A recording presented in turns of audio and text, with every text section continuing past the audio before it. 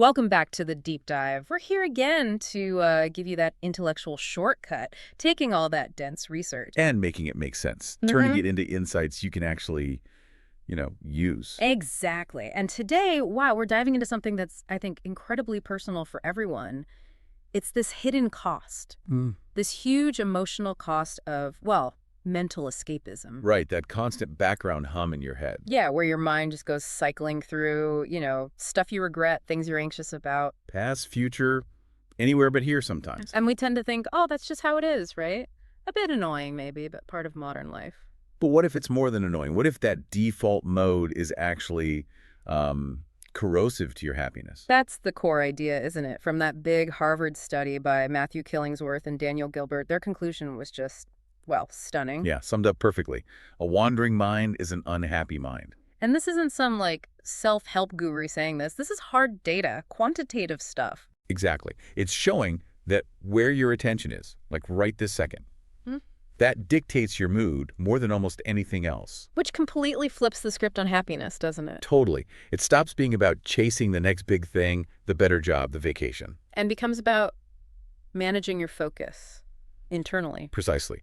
So our mission for this deep dive is pretty clear. First, we need to face the data shock.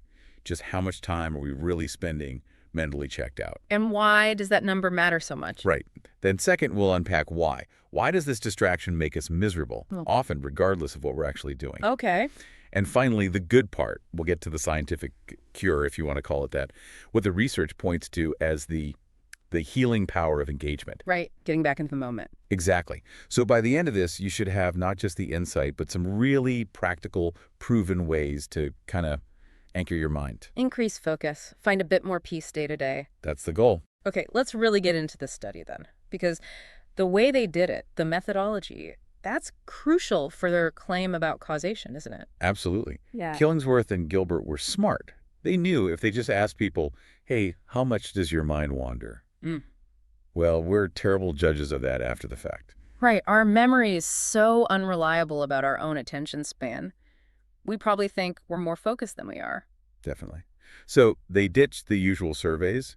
They used something called experiential sampling, which was honestly pretty cutting edge for its time. It's experiential sampling, so catching people in the act, basically. Exactly. They got a huge group together, like 2,250 people, diverse group, and they gave them this custom smartphone app, Turning their phones into little science labs. pretty much. And the key was the timing. Random, the app would just ping them at completely random moments throughout their day. So whether you're at your desk, on the bus, eating lunch. Doesn't matter. Ping. Yeah. And in that exact moment, you had to respond. It was like a snapshot of consciousness. What did they have to answer? 3 key things. First, what are you doing right now? So mapping the external activity. Okay. Second, the big one, what are you thinking about right now? Are you focused on what you're doing? Or is your mind somewhere else thinking pleasant thoughts, neutral, unpleasant? Uh-huh. That's the mind-wandering check. Exactly. And third, how happy are you feeling right now? On a scale, very unhappy to very happy. Wow. So activity, mental state, and feeling, all captured in real time. Yes. And that combination is what makes it so powerful. No relying on memory. They were mapping attention across, well, pretty much everything people do when they're awake, moment by moment. Thousands of people. Okay, so what did this real-time map show? What's the headline statistic? Well, this is the number that really defines our mental landscape today, I think. Yeah. We should probably slow down here to let this sink in. Okay, I'm ready. The central finding. On average, people spend almost half their waking hours. The precise number they found was 46.9% mental somewhere else. 6.9%, almost half. Almost exactly half. That is staggering. So if you're awake for, say, 16 hours, That's nearly 8 hours where your mind isn't where your body is. 8 hours. 8 hours spent rehashing a conversation, worrying about work, planning dinner, fantasizing. Right. Anywhere but the present moment. You spend more time mentally checked out than you spend, I don't know, sleeping, commuting, eating, combined. It's very likely, yeah. We're essentially operating as half-present beings. Autopilot is our default state. So this distraction isn't the exception, it's the norm. It is the human default, according to this data. And that comes with a cost, you said, an emotional cost. A huge one. When they linked the mind-wandering data with the happiness scores, the pattern was undeniable. across all activities. Oh, it was the pattern. People were significantly, measurably less happy when their minds were wandering compared to when they were focused on whatever they were doing, period. Okay, so distracted equals less happy. That makes intuitive sense, I guess. But you mentioned causation earlier. How did they leap from that correlation, distracted people are unhappy, to saying distraction causes unhappiness? Ah, that's the really critical piece. The most important takeaway, probably. Right. Because they had the real-time data, they could look at the timing. Right. Did the mind wandering happen before the unhappiness, or was it the other way around? Exactly. And what they found was definitive. Mind wandering predicted a drop in happiness significantly more often than a drop in happiness predicted mind wandering. So the wandering came first, then the dip in mood. Yes. And here's the killer stat. Mind wandering predicts unhappiness at a rate twice as high as the activity itself does. Wow. Twice as high. So what you're thinking is a much stronger predictor of your mood than what you're doing. Precisely. The internal state trumps the external circumstances. Let's make that really concrete for someone listening. Imagine you're stuck in awful traffic. Nobody likes that, right? You feel stressed, annoyed. Classic disliked activity. Yep. The Harvard data suggests that most of that misery isn't actually from the traffic jam itself. No. It's coming from the fact that your mind has wandered off while you're sitting there. Maybe replaying that argument you had this morning or worrying about money. Exactly. That internal narrative loop is contributing more to your unhappiness than the actual red taillights in front of you. So the misery is generated internally. It's a function of where your focus is, not just the environment. That's what the data strongly suggests. It's not the traffic jam's fault, primarily. It's the mind wandering during the traffic jam. That just completely flips how we usually think about happiness, doesn't it? We're always thinking, if only things were different. If I had a better commute, a nicer house. Right. If my circumstances changed, I'd be happy. But this research says, no, if only your mind were more present, you'd be happier, even sitting in that traffic. It shifts the focus entirely inward. Okay, so if the problem is this chronic, almost 50% mental checkout, Which leads to unhappiness. then the solution has to be consciously pulling ourselves back, engaging with the now. That's exactly what the findings point towards. The antidote, if you will, is what they call the healing power of engagement. Or, as the source material puts it, mushkuliyet in shifasa. The healing power of engagement. I like that. Me too. And this leads to one of the most, I think, surprising findings in the whole study. Which is? The specific thing you're doing, the activity. It matters way less than you think. Really? Less than? Less than the focus you bring to it. Wow. Okay, that challenges, well, pretty much everything about how we chase happiness, doesn't it? Consumer culture is all about finding the right experience. Exactly. We spend so much energy, so much money trying to curate the perfect vacation, the perfect meal, the perfect weekend. Believing those things are the source of joy. But the data says we're kind of looking in the wrong place. It suggests we're misallocating our attention, yeah. So, hang on. Are you saying that if I focus really hard on doing the dishes, something I definitely don't enjoy? Uh-huh. Bullshit yukamak, as the source mentions. Right, washing dishes. If I focus on that, I'll actually be happier than if I'm doing something pleasant, like listening to music, but my mind is wandering. That sounds completely counterintuitive, I know. But that's what the moment-to-moment data showed. How did they confirm that? By looking at those disliked or mundane activities, commuting, housework, folding laundry, people consistently reported being happier when they were fully focused on that boring task compared to when their mind was off somewhere else during that task. So if I'm washing dishes, but I'm mentally composing an angry email. The chore becomes fertile ground for anxiety and unhappiness. But if I force myself to focus on the feel of the warm water, the sponge, the sound. The simple act of getting the plate clean, you are measurably happier in that moment. It's the presence that matters, not the task itself. Exactly. And the reason why this works is fascinating. It's about cognitive load. Cognitive load, like how much your brain can handle at once. Sort of. When you fully engage your senses with the task at hand, really feeling the water, hearing the sound, noticing the textures you occupy, your brain's processing power. Okay. There's less bandwidth left for that internal critic or the part of your brain that worries and plans endlessly. Full engagement basically silences the background chatter. It provides a kind of mental quiet. A mental truce, yeah. The focus itself is the relief. Okay, that makes sense for negative mind wandering, like worrying. But what about pleasant wandering? Daydreaming. We all do that. Fantasizing about winning the lottery or being on a beach. Surely that makes us happier than scrubbing pots. You would absolutely think so. But Remarkably, no. no, even positive daydreams. Even positive fantasies. The research showed that people were still less happy when their minds were wandering to pleasant topics compared to when they were simply focused on the present moment, whatever it was. Why? Why would thinking about something nice make you less happy than focusing on something dull? It seems to be about the subtle devaluation of reality. When your mind wanders, even positively, you're creating an internal comparison. Comparing the fantasy to the reality. Exactly. You're implicitly telling your brain, this thing I'm actually doing right now, this moment of real life, isn't as good as this imaginary thing. Ah, so even the positive daydream highlights a perceived lack in the present. Precisely.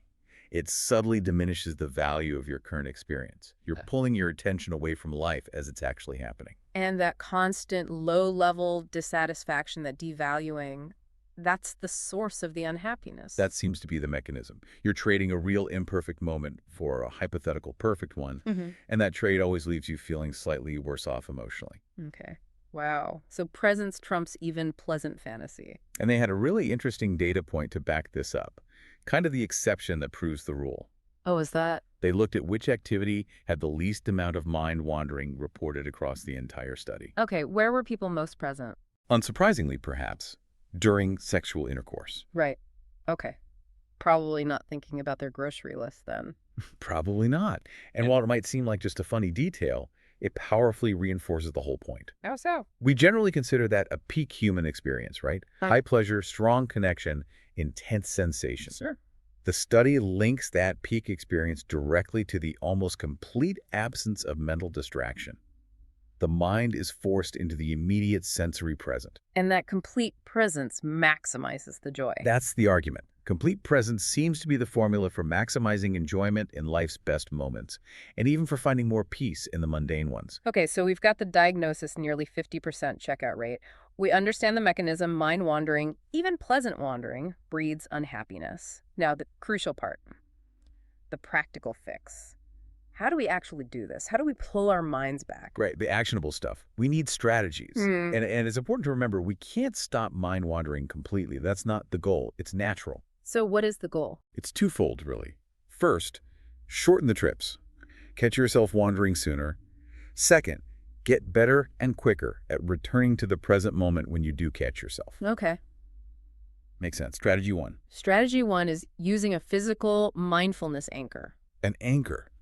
Like something to hold on to mentally. Physically, actually. This is what you do the instant you notice your mind has drifted.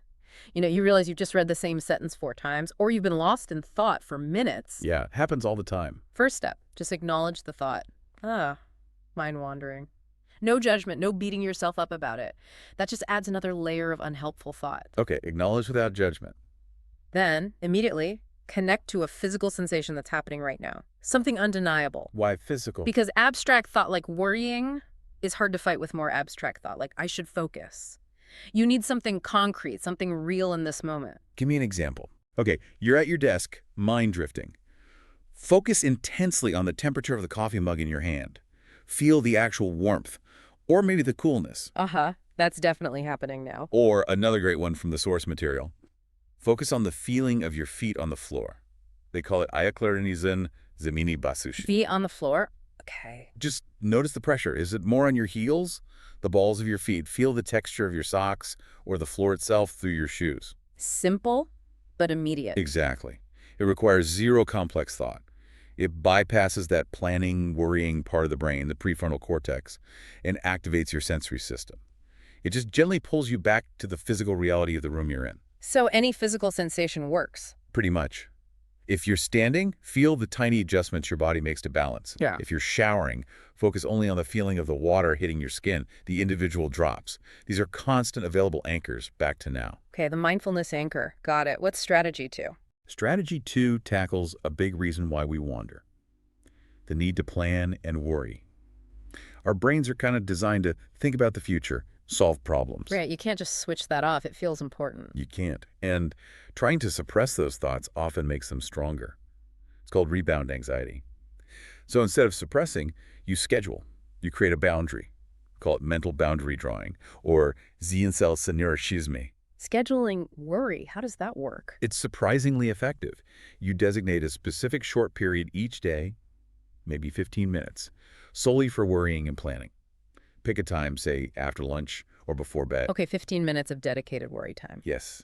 And that is the only time you allow yourself to really dive into those abstract problems, those future anxieties, those logistical plans. What happens when those thoughts pop up outside of worry time? Because they will. They absolutely will. And when they do, say you're trying to read a report, Yeah. your brain says, oh no, that presentation next week.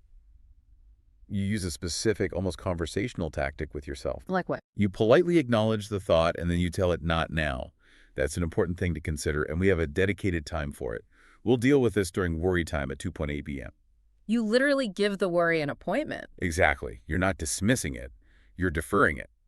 The thought learns it will get addressed, so it loses its urgency, its power to hijack your attention right now. That's clever. It respects the brain's need to plan, but contains it. Right.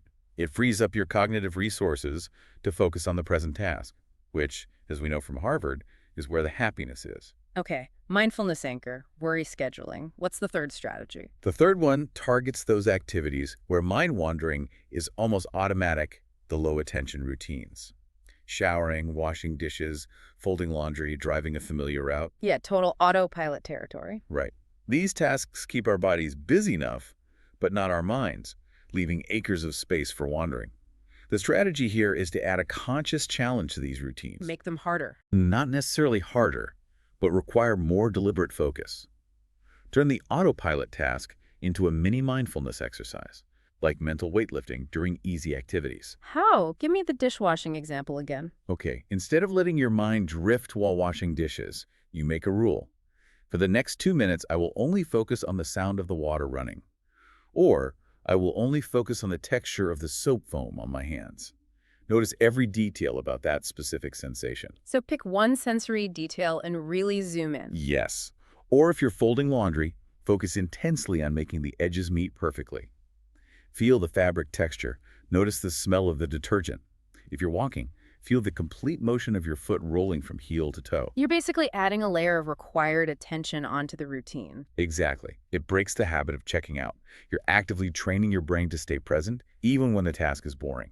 And the idea is, if you can stay focused during boring stuff. You build the muscle of presence. It makes it easier to stay focused when it really counts in important meetings, conversations with loved ones, enjoying a beautiful moment. You're strengthening those neural pathways for focus. So when you pull it all together, this Harvard research gives us something pretty profound, doesn't it? A science-backed recipe for potentially reclaiming almost half our waking lives. It really does. It suggests the pursuit of happiness isn't necessarily about engineering perfect circumstances or chasing constant highs. It's about managing our attention, optimizing where our mind is, moment to moment. Yeah, the big takeaway is that happiness isn't really a destination you arrive at after achieving X, Y, or Z. It's much more about the quality of your participation in the journey itself. Full, engaged participation. And engagement is the cure for that wandering, unhappy mind. That's what the science strongly suggests. Using these simple anchors, the physical grounding, scheduling worry, adding conscious challenges to routines, you can genuinely increase your baseline happiness without changing anything external. We put so much effort into optimizing everything else. Diet, exercise, work schedules. But maybe the most powerful optimization we can do is optimizing our attention. That's where so much the joy or lack thereof actually lives. Right. Well said. And, as we wrap up, there's an interesting link here. This mind that's always wandering, often unhappy, often self-examining, it tends to get stuck on itself. What do you mean? Well, if your mind is constantly adrift, where does it often drift back to? Thoughts about us, how we're doing, how we look, what we said, what others think of us. That's self-preoccupation. Exactly. And that state of anxious self-focus leads perfectly into what we should probably explore next time. Okay, what's that? It's a really common cognitive bias, closely related to this internal chatter. We tend to assume everyone is paying way more attention to us than they actually are. It's called the spotlight effect, or the spotlight effect, like we feel there's a spotlight on us all the time. Pretty much. Why do we get so mortified about a tiny stain on our shirt or saying something slightly awkward in a meeting? we vastly overestimate how much anyone else even notices or cares. Because our wandering, self-critical mind is amplifying it internally. That seems to be a big part of it. So next time we'll dive into why that spotlight we feel is rarely as bright as we imagine. Sounds fascinating. A great place to go next. Until then, practice those anchors. Try to stay present. We will. Thanks so much for joining us on the deep dive. Farewell.